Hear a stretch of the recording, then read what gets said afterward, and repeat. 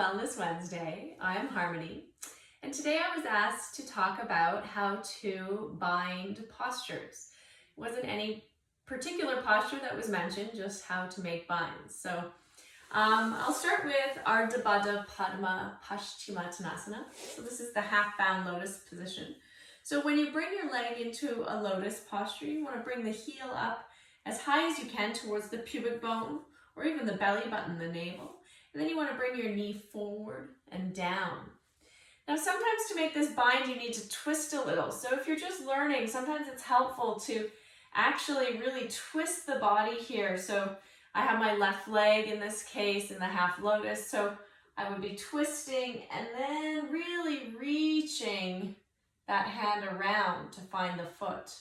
Now the thing is people think if the foot's over here to the side on the outside edge of the hip, it's going to be easier to reach. But as you can see, it's actually much more difficult. So you really want to bring that heel in close to the pubic bone and bring the outside edge of the foot right into the hip crease so that the toes are just kind of peeking here on the outside of your torso. And then it's a nice deep twist to find the toes.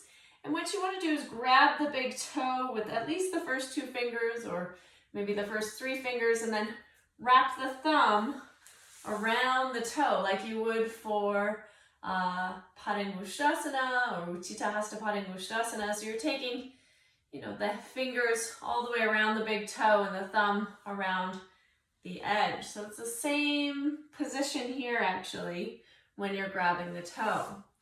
So then when we get to postures like Marichyasana A, you want to again create space here so that your torso can really go forward. So I like to keep the foot either in line with the sit bone or even a little bit on the outside edge of the sit bone, not too far out, otherwise it's going to be much more difficult to bind. But just on the outside edge of the sit bone. And then what you might want to do is really try to reach forward here. So the more forward you can go, the easier it is going to be to bind. So sometimes if I'm feeling really stiff or having a difficult day physically, I really just reach for this foot and breathe here and just get this nice deep stretch through the right hip. And that's often just as valuable as binding. But when you go to bind, then you just want to kind of sneak the hand around. And you really want the knee to be in the armpit. So you kind of need to then hug the knee in to be as close beside your torso as you can, so you're closing that space. And then you're just reaching around to find the hands behind the back and close the fingers. And it's the same when you're twisting. So when you're twisting here, you want a little bit of space. You really need to hug the knee into the chest. So this would be for like Marichyasana C. So really try and twist the rib cage past the thigh. And again, you want to bring the knee and the armpit together. So you're working the back of the right arm in this case against the outside edge of the left leg, and then really try to pull in your belly as much as possible and twist both sides of the rib cage past the thigh as much as you can. And then sometimes you see this variation with the hand up. What you need to do is kind of just turn the hand down and feel like the elbow is lifting up to the ceiling, and then sneak that hand around. And then you need to keep your weight forward here, so you have to be able to hold yourself so the other hand can come back and find the fingers to make the bind. And then of course, don't forget about the foot that's in front. Make sure it's active and engaged. So one other bind I'd like to talk about maybe is Marichyasana B. So this is when the leg is in half lotus. Now sometimes people kind of get stuck sitting back here and they're like, how do I bind? How do I go forward?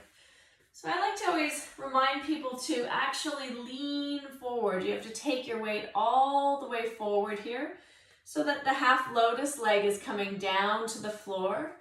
And in this case, my right knee is up, so I'm doing the right side. My right sit bone can lift off the floor here. See, it's not trapped down.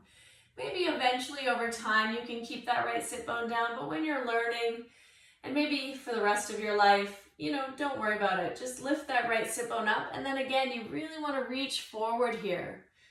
So here I'm getting into the same position as like Marichyasana A, but my leg is in half lotus, and this is a great place to stop and breathe and just work on this for a while before you bind your hands.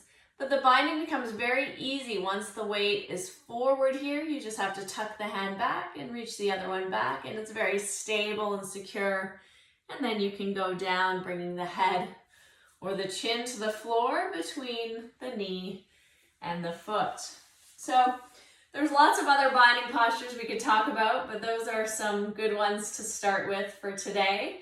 If you have any other questions, please drop me a line or reply to this video. I'd love to answer any questions that you have coming up. I'm not sure if I can, but I'll do my best.